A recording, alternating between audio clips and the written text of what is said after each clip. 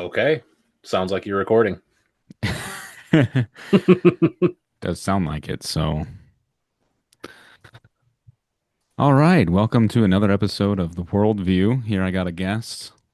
I told him this was going to be a voice test, just a test only, but now I'm doing an ambush interview, surprise attack. So, I hope you're ready for that. I'm always ready. Okay. So, what is your least favorite people group? Oh gosh. Wow. I'm just kidding. You don't have to answer that. Oh, let me I mean, wow, you yeah. can. All of them. All of All them. of them. No, We just equally dislike, which means we love everyone because I we don't dislike any groups.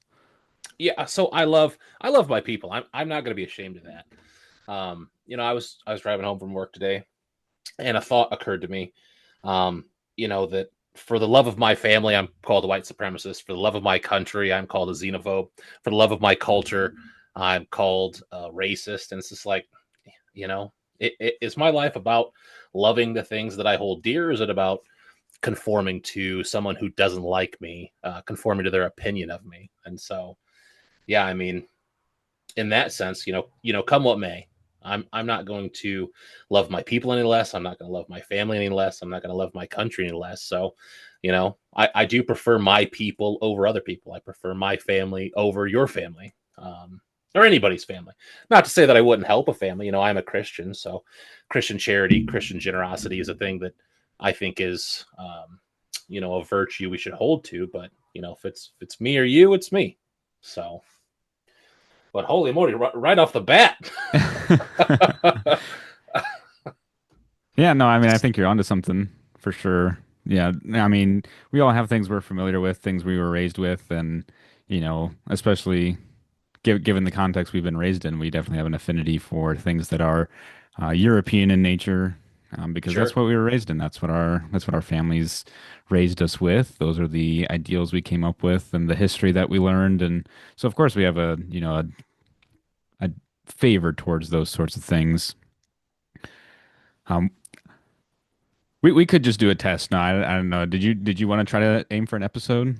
I was I messing with mean, you a little bit. no, I'm down for whatever. I mean, that was funny. That was genuinely like, oh wow, he's not playing around. So yeah, it's your footage, it's a recording, it's your show, it's your everything. So dealer's choice. If there's something that's valuable or interesting that comes out of this, then let's do it. But otherwise, I'm happy to take a recording and see how it turns out and see how the whole thing works. See how the sausage is made, so to speak. Yeah, no, no. I just thought it'd be interesting too if like Golly, while we're at it, while we're doing a microphone test, why not make a show? So yeah, no, I'm here for it, dude. It was a crazy night tonight. We had on Thursdays we have a men's group, and one of the guys there is a farmer, and we were talking about culture and Christianity and all that sort of stuff, and the bubble that he lives in. We're located in the Midwest, and so just the bubble he lives in, the sense of security he has based on where we live, where we don't interact too much with. For example, I was by an inner city a couple weeks ago, and there was a lady who smoked an entire joint at 11 o'clock in the morning and then hopped on a Greyhound. It's like that sort of thing that happens that is common in our current culture. And the place that I live is so uncommon to be unbelievable. So it's just remarkable to me that even in 2025, um, some guys that I would consider, brothers in Christ, don't know what time it is. right, yeah, I mean, you can forgive them for their ignorance because they're just not subjected around it.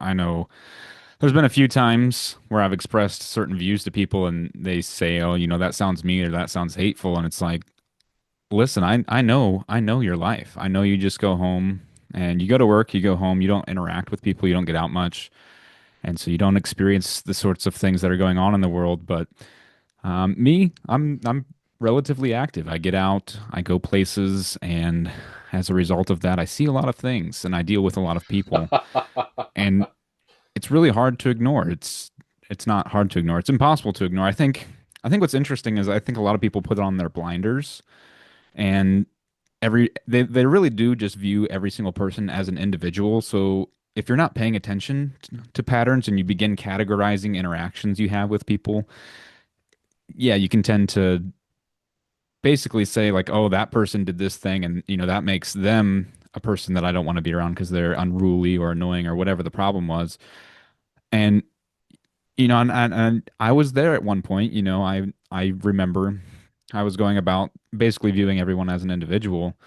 But, after I started taking into account, I was like, okay, let me pay attention to this race thing. When somebody cuts me off in traffic, when I see somebody poorly dressed or whatever in public, and or just speaking on their speakerphone, or whatever the thing is that annoys me, I'm gonna take into account and see on average who are the people doing the things that are annoying me. And it's just constant, after I took the position that these things do correlate highly with race, it was just constant vindication. Everywhere I looked, I was like, yep, yep, yep, that doesn't surprise me. And so, yeah, I mean, I think the people like you're talking about, there's like a good-hearted intention there with seeing everybody as they are, but I think that's part of the argument that our guys need to, or not need to, but they already do make, is that these things correlate highly with these people's identity. And you know it's not something you can ignore. And so I think part of the reason they ignore it is because it's like, okay, even if they recognize the fact, what are they going to do with the information? Yeah, yeah, I agree. I mean, I know it might be cliche to say, you can see the matrix once you're kind of aware of it, but yeah, once you see the patterns that you're talking about, the subversiveness in media, it's like you can't not see it. Like you can't enjoy movies anymore because the white guy is always the bad guy, the savior is always black, the smartest person's always gay, and once you're aware of all those things, all of that stuff becomes distasteful, and it really does. And not to say that we're better than anybody else. But I am curious about the thought process of the normie, where the country is on fire, the Middle East is burning, China's encroaching, Russia's do whatever Russia does, and all of these things are happening simultaneously, but they still work the 9 to 5. They still go. They want to see what's new on Netflix. They want to check out the new movie. It's the world seems to be in disarray to me, and it's just par for the course. You still go to work on Monday, you have a couple brewskis afterward, but nothing ever changes. Like nothing ever happens because like I just don't understand the thought process behind not doing anything. And I'm always banging the drum of we must organize because our opposition is organized. They can get boots on the ground and butts and seats and donations. You look at the what was it? The No Kings protest. That was there. They had some of those in my local area in the Midwest, and all over they got people to go to these rallies or protests or whatever you want to call them. But our side is just seemingly unable to organize, and that's the biggest problem I see currently. Is we have a lot of smart guys. I consider you a pretty smart guy, and it's like all the ideas in the world are great, and you can write all the books, you can read all the books, you can do whatever it does. But until we can get guys in the streets to peacefully and legally exercise power, it's just we're fighting a losing battle because we're not only fighting our political and spiritual opponents, but we're also fighting the normies who live for Sunday kickoff, who live for the 800th flavor of Mountain Dew. So it's just an interesting. I do wonder what goes on in there sometimes, given that it's unavoidable now. They do cut you off in traffic. They do litter the place. They do smoke joints at 11 a.m. in the middle of the day. It's just it's bizarre to me that people aren't riled up more than they are. Yeah, that's something that's always interested me. Is I it is crazy how the other side can mobilize in the way that they do. It's truly impressive.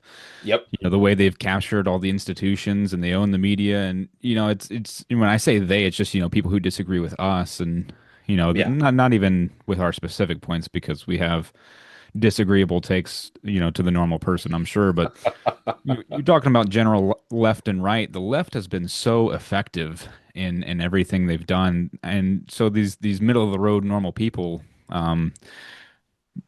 they are agreeing with some of these more extreme left-wing positions, and the normal person isn't even all that aware that these are extreme positions. Given the context of history and how things have normally gone, we are in a very extreme time. And so to be normal in this extreme time kind of makes you a little bit in that extreme area. So a lot of our guys, I've heard guys saying like, "Oh, I just believe what my grandfather believed," and that's true. Although I think sometimes maybe they didn't have all that much of an articulated reason as to why they believe the things they did, and now we're forced to confront them, so we're developing that articulation. But yeah, it is interesting to see how far society has gone, how successful they've been, and you're right. Yeah, a lot of those guys who maybe would be on our side or agree, they just seem content on complaining about it and yeah, not really interested in doing anything, which interesting phenomenon. I'm sure there's many reasons for it. But I wanted to say another thing too, real quick about the No Kings Yeah. protest.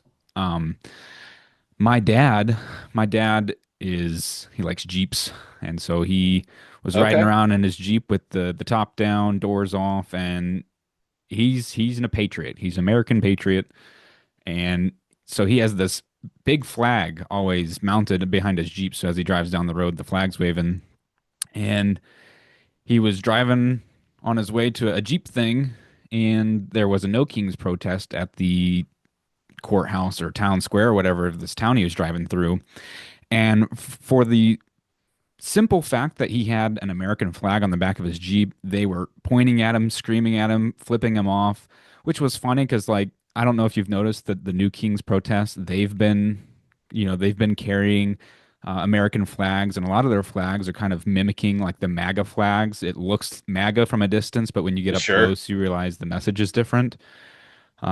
So it is interesting. They are changing their messaging, but they still can't they can't help themselves when they see an American flag and they start screaming and flipping them off. And oh man, my dad is not the kind of person you want to do that to because he has a very short wick. And if he had not had um, my stepdaughter, or not my stepdaughter, hold on, breaking news, Cut breaking that from news.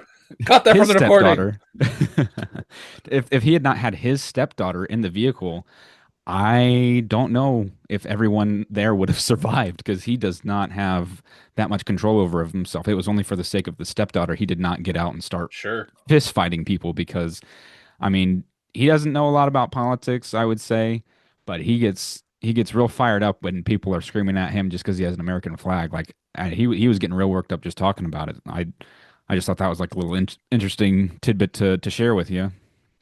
Well, it's to me, this is our home. This is our homeland. This is where our roots are. This is the gift from our forefathers. And so, yeah, I mean, I think that's something that is worthwhile to be kind of grumpy about is the land of our fathers, the land that was bought by blood by people who were as best as they were able. And maybe there's some argument here, but trying to do the will of God, to have a country that was from its foundation to be Christian, to say that it's, this is an economic zone or it's meaningless or worthless. Looks like, yeah, that would make me grumpy too. And again, it's just like, guys like your dad are on our side. It's just we just don't have anybody to point the way. We just need somebody to point the way and say, do this. They're really good. They have manifestos, they have frameworks, guides. I think that No Kings protest had like protesting guides, like do this, don't say this, go here, don't go here, things like that. It's like, I don't know, and I don't know how much of that process is grassroots versus some corporate backing. I don't know how far the rabbit trail goes on that one, but yeah, we're missing all of those things. We're missing the guys that say this is the way. We're missing the guys that say this is what to do. And so until we get those, I don't think we're going to make it too far. Right. I would venture to guess that a lot of it is not grassroots. Um, I would be surprised if it were. I think Mm, most likely what it is they are getting funding. They're getting funding from think tanks and these things that know what to do, when to do it, the messaging, and they're given lots of money to basically distribute materials. Um, but no, even if they are getting the funding and coordination, they are still getting the people to go out there and do the things. And I think we're not doing that, and they can do that for a couple reasons. I think one of them being that it's just kind of the accepted Overton window, right? There's nothing all that controversial about what they're saying. They're against Trump and they're against fascism and they're against all these things that everyone in the world is telling you is evil. So I think they have like a moral confidence or whatever you want to say Oh, in that's what they interesting. do. What's that? I said that's an interesting way to describe it, a moral confidence. Hmm, Well, yeah, because they're backed by the world, whereas there's certain views that, I've expressed in my previous episode and I've expressed in my podcast that I did with 1989 theology that if if the employer was to hear the things that I said and link it to me, they would fire me. So, and sure. I think everything I've said, it's just what I believe. It's what I believe to be true. I don't believe I've said anything that insulting or hateful. I know my race episode probably pushed some boundaries a little bit, but at the end of the day, like this is what I believe, and so I think it's just crazy that yeah, I can be fired over something like that. Well, in essence, you're saying to the listeners, to the populace, whoever, you're saying consider the facts. And that is a fireable offense in 2025 America. Consider these groups that we have data for, not only here in America, but all over the world. Certain people groups just act a certain way. It is what it is. I'm in the same boat. I didn't even tell some people who are closer to me who aren't ready yet sort of about this because the framework, the foundation for getting to what the world might consider extreme views, it's not even there yet. Like there's no language to describe the idea of what you and I are talking about. And so again, when I beat the drum on we need leaders, part of what we need is we need language. We need language to say you can think about these things in these terms, and that can get you to, A can get you to B, and B can get you to C, and then C can get you to D, and then you can go from A to D in other areas because you have the language, the words to describe what's going on. Because if you're going to ask people to get out of their comfortable routine, if you're going to ask them to make changes, do things that hurt, if you're going to ask people to weigh the costs and maybe lose something, um, that's when it becomes real. So so what, they're protesting in California, so what, we got taxed an extra 2%, kickoffs at 1, so let's just get to church, let's get out of there, let's watch the game, and we'll complain about it Monday at work. So yeah, we need Christian elites, we need Christian think tanks, and we need to get our guys in positions of power and really work on changing the course of the church to say that power is okay, that having Christian rulers would be good. And then we can start talking about some of the more interesting political ideologies like fascism or monarchism or anything of that nature. But we just don't have the language there yet, in my opinion. So. Right, right. Yeah, no, I'm with you there. I don't really care monarchism, aristocracy, fascism, national socialism. Like I don't really care what the label is. I just want problems to be solved and whatever you want to call it, whatever that solution looks like, I'm there for it. And you're right, we Yeah, do need to develop the language. I was kind of thinking about this a little bit. I was contemplating because I want to be honest and I want to be open with my thoughts and where I'm at. I believe that if we just sit and complain to each other who agree with us about the things that are a problem, but we don't maybe confront the people in power that need to be confronted, then I'm just kind of I don't know what you call it, but it's not effective. It's it's meaningless. But what I was thinking was I was going to go to my local party chair in the area and basically confront him in a very respectful and kind way and basically ask him, why don't you guys talk about these social issues, And one of the ways, rather than saying like, white people are being replaced or just it's phrasing it in some of the more radical ways that our group does, which I don't disagree with, but I, phrase it instead as radical demographic change. Because I think even most normal people, they might be turned off by the first one, but they're more willing to talk to you about the second one, which essentially means the same thing. And that is one of, I mean, regardless of how you frame it, that is one of the primary threats facing our country right now is radical demographic change and all of the implications that sure. go along with that. So I think that's kind of the language thing. And uh, Well, they had that. also, go Go ahead. ahead. No, you Well, go ahead. I was just thinking, in Florida they had they coined the phrase "Don't say gay, Bill," even though it was nothing like that. So yeah, I mean, not only do we need guys that are smart, which I think we have in abundance on our side, but we need guys who are marketers, who are salesmen. That can come up with some slogan. Radical demographic change is a nice palatable way to say, hey, white people are being replaced in our home country, and we know, you said this in your um, you are morally obligated to be racist episode. I forget the title of it, but you said that we have historic examples of what happens when we do not hold the majority in a country. So, I mean, we need salesmen to sell the idea that says, "Hey, you're going to die. There's going to be people. You have enemies in your home country, in your homeland, that want to kill you, and we are marching towards that every single day. The entropy, the fracturing of our society, everything degrading. It's like the end result of that is people in your homes and in your towns and your communities killing your wife and raping your children. And maybe you can't say that on YouTube. Maybe you got to bleep that. I'm not sure. But like, that's the reality. The harsh reality is danger is coming. They're beating the drums of war, and our guys are watching football on Sunday. Exactly. Sorry. That just, our side has the best guys, but just we suck at getting stuff done other than writing another book. So. Right. Yeah, no, I think important thing to consider too, you talk about, they called it the Don't Say Gay bill. Well, that brings up an important point that the moral framework of both sides is very different. The other side, they are not rooted in God or Christ or anything like that, so they are perfectly okay with lying and manipulating and whatnot. And we're talking about coming up with language to make it seem more appealing. I don't think it's manipulation because at the end of the day, our concern is radical demographic change. And it's just, semantics and tones and connotations with the words that we use. But at the base of what we're saying is the truth of what we believe. And we're honest about what we believe, essentially to a fault. Whereas they are perfectly okay with lying. They call it gender affirming care when they're Yeah. talking about castrating young children. And they call it, women's health care when they're talking about murdering a child in the womb.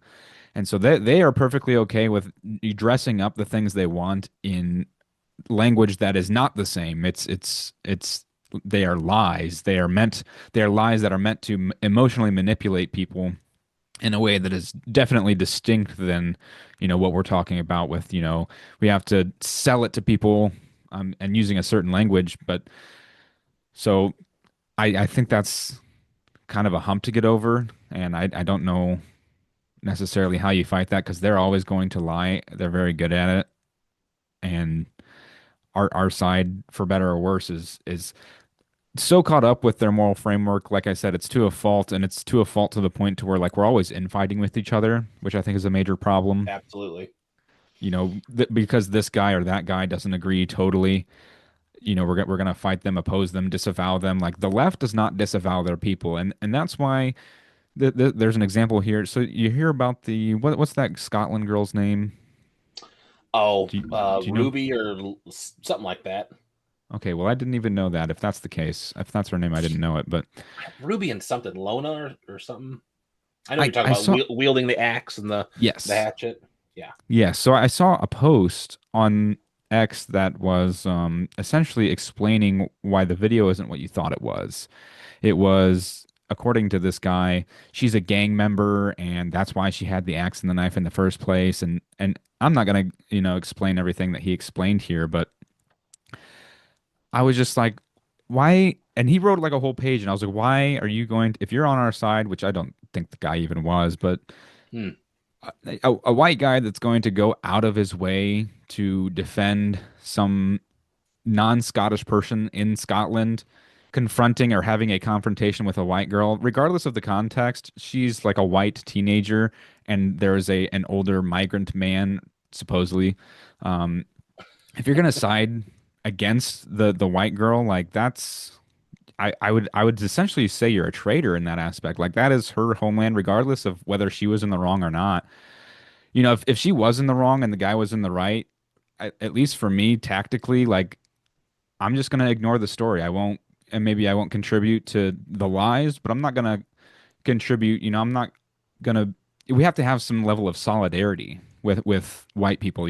If a white person did something wrong, you know, I'm just gonna ignore it. My energy is better spent somewhere else. If I'm gonna expend my energy to contribute to a conversation or come up with a point, I'm going to be always moving the direction or moving the ball down the field in my direction and stop giving credence to attacks to our position. Stop, stop defending our position all the time. We need to stop being on the defensive and start on the offensive. But yeah, I kind of circling back to our guys fighting with each other. Um, I I think that there's a few ground rules we need to lay, and then beyond that, like we just need to be able to cooperate. One of the ground rules being like, at least for me, I can't team up with anybody attacking Christians. You know, Nope. if you're not Christian, fine. If you're just pro-white, I can team up with you.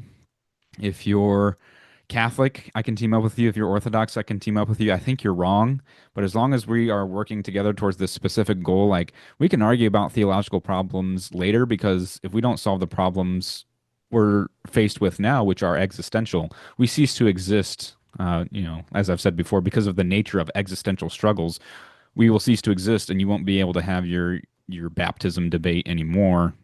Sure. So, Yeah, we have to get back to understanding hierarchy. Not everybody's idea is valid. If you do a podcast, like the racism podcast you did, if you're a subject matter expert, and I know you're not making that claim, but if you're experienced or well read, leave the expert testimony, whatever you want to call it, to the experts. We got to understand that not everybody's ideas are always valid. And I think that there is something in the nature of man to have a leader, a commander to say, go forth and do. Right now, we're all trying to like sort out the ideas and come to terms. It's like, no, there was somebody that said everybody needs to say, don't say gay. That's what we say. That's the end of it.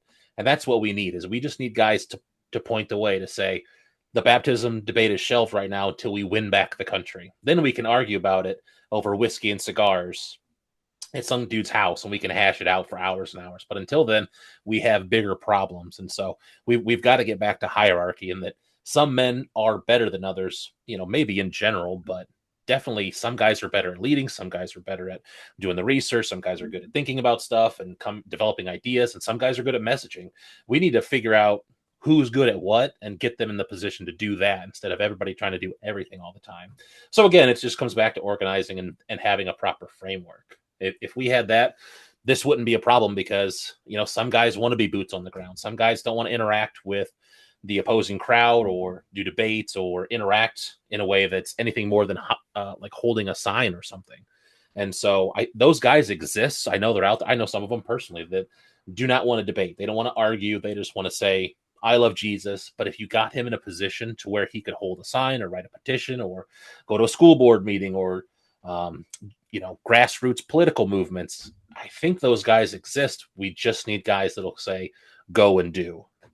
So, I agree with you 100%. But, we don't even, as far as I can tell, and this is the nature of the beast, right? Anybody that's on our side usually gets crushed, right in the infancy of, their career, their struggle or whatever it is. We guys on our side get crushed so often, but we have momentum. It seems like the Overton window is shifting in a way that would benefit us. So to me, now's the time to strike for people to rise up and say, peacefully, legally within the law, definitely don't advocate any violence, but peaceably use the momentum, peaceably use the power that we do have.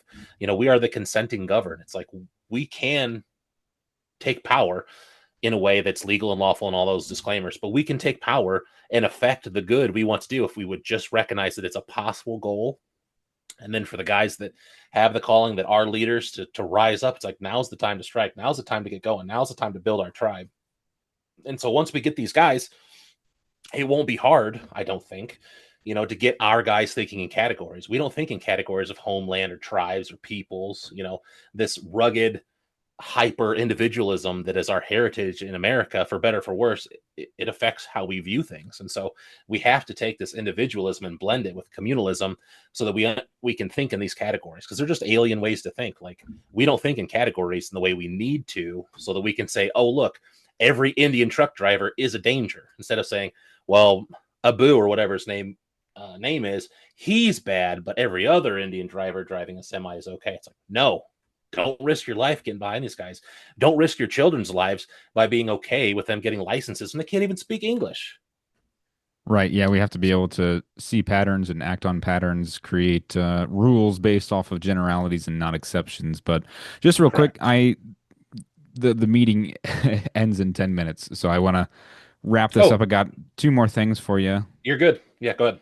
Um, First of all, you're talking about people leading and and having a leader. So I think right now it seems apparent that the leader of the right, essentially, at least as far as the active right goes, is Nick Fuentes. I think a lot of people would agree with that. Even people I've talked to who don't like Nick say, yeah, he's essentially the leader of the alternative right now, whether we like it or not, or whether those guys like it or not. I Sure. personally have issues with him, various, but I think I like a lot of what he has to say. One of the things I wanted to ask you about. First of all, you can just give your general take on that, but remember, we only have like 8 minutes left. Would but part of my Go problem on. with Nick is he has a huge problem with Protestants, and America is a largely Protestant country, and I don't even Sure. mind so much that he doesn't like Protestantism or that he's Catholic. My problem is how hard he goes in on Protestants. I just think that if he's trying to be America first and lead America into some right wing, productive revolution, you have to at least be kind towards Protestants. And I understand that there's non-denominational Protestantism that is probably should be gotten rid of um, by debate. But Yes. we need to get Yes, back get rid of them. by debate. But no, we need to get back to a traditional Protestantism. Like, we got to be done. Non-denominationals, they are explicitly like, separating and dividing the church. So I think you got to be Lutheran, Anglican, Protestant, not Protestant, Reformed, whether Presbyterian, belong to something with a tradition and a backing, and it's yeah, essentially tradition. That way, because we need to be working towards like working as a unit. But I'll let you give your take now as we're wrapping up. Yeah, no, I agree. I agree that he does go hard to get the Protestants. I would be curious to see, besides rhetoric, does he move against Protestants in any way? Is there something? Just trying to think. Besides the rhetoric, is there anything he does that doesn't support Protestantism, things like that? I'd be curious. I do listen to Nick. I do think he's a super smart guy. He's definitely pushing the Overton window right. It is interesting to see how most of the right wing's mainstream views have pushed themselves more along to what he's been saying for a long time versus what the GOP is known for. So I'd be curious. If it's only rhetoric, you know, let a man have his beliefs. He's doing good work, but I do think this should remain a Protestant country. It's that's our heritage, and I'm working towards making sure that's the future. So I like the guy. Wish he'd quit harping on Protestants, but we'll take everybody we can get right now because the coalition's so small. Right, right. Yeah, no, and I understand his criticisms. I know where he's coming from with a lot of it. I just think it would be helpful, at least for us, and I think for his movement in general, if he were to be a little bit more nuanced with his view in terms of differentiating between these crazy, pro-LGBT, Protestant Oh yeah, churches and the traditional denominations, because there's a lot of good, faithful Christians that I think could be on our side. And I know several people who can't listen to him because of what he says about Protestants and things like that. And I don't even care if he like goes in. Everyone's fair game. I don't even care so much that if he goes in on Protestants and whatnot. I think it's the part that gets me is when he says we're essentially Jews. I'm like, oh, come on now, man. Like, yeah, yeah, brother, come like, on, you're and killing us and here. and I don't even buy or necessarily agree with the arguments that say that Protestant led us here. I could do a whole episode on my own about that. I don't think that Protestantism led us here. I can see the arguments that can be made, but yeah, I, I just don't. Nick admitted in an episode fairly recent that religious things aren't really his wheelhouse. It's more political stuff. So I mean, like, would he know anything about Reformed Baptist? Would he know anything about Presbyterians, or does he just lump us all in the same bucket and that's enough because it's not political? I The think there's latter. something, yeah, for sure. So I mean, the mature position is to take the good and you know get rid of the rest. I don't see us becoming a Catholic country. I don't think the right wing is moving more towards Catholicism. I think it's moving towards right wing Protestantism. So man, I'm struggling over that word tonight. But yeah, no, I think Protestantism. Protestantism. But Nick's yeah, no, Nick's good. Nick's good. Um, we'll take what we can, and we'll just have to work on him with super chats. I know how much he loves those. So, Yep. Nope. I what's your agree. What? what's your last point? We got 4 minutes, lightning round. All right. Well, real quick on Nick. The one thing I really wish he would Yeah, do more is coordinating. I wish because as a fascist, I believe we need a strong leader telling us what to do. Because essentially, we're nincompoops. We need to be told what to do. So, Nick, please, if you can hear us, tell me what to do. yeah, Everyone's always super chatting him that. He's like, Nick, what do I do? And he's like, well, if you're not an idiot, you'll figure it out. It's like, okay, but we are idiots, so you got to figure it yeah, out yeah. for us. Listen, we're sheep. The scriptures calls us dumb. We're sheep, like And to your point, or maybe as a counterpoint, I wonder how much people reach out to him to get that coordination in a way that's not super chatting. He has email. There's just ways to access them, and Telegram, whatever. But I wonder how many people reach out to coordinate and kind of what we're talking about versus like, put them on the spot to develop a plan. I don't think that's really how to organize. But I do agree with you. We do need leaders, and for better or worse, he's what we've got right now until others rise up. Right. So, Okay, last question. Why are you gay? no, why are you gay? I'm not gay. I'm super straight. No, I like ladies. I have a wife, and yeah. Okay, we don't need to hear all the details. Okay. No. I am very fertile though, so Okay. you Okay. you Well, can cut you can cut that out. You can cut that. let's wrap it Um, up here. yeah. I could just imagine you like cut it off, shut her down. No, thanks for having me on. Thanks for the opportunity to chat with you. Cool conversation, appreciate it, and everybody hit like and subscribe. Old Mr. AltKuyperian's putting out some good work, so give him some love. Yes. Thank you. Thank you for the boost. It was good to have you on. I'll probably have you on more than one more time, which could include infinite times. So we'll see how it goes. We'll see what you want to do. What should I call you? What's I don't know if this is going to make it in the episode, but I'm thinking Christian Cavalcade. Cavalcade's like a procession. Most of the time, it's like horseback, but it's a big group of people moving forward, and so that's the drum that I beat. We must organize. We must repent and believe the gospel, and we got to save the country. So uh, that makes sense to me as far as um, sort of a moniker or what have you. It's like I want to move forward. I want leaders to rise up. I want to win the country for Christ. I want a safe place for my friends and family and children and grandparents. And by God, we'll have our home again. solid? Solid.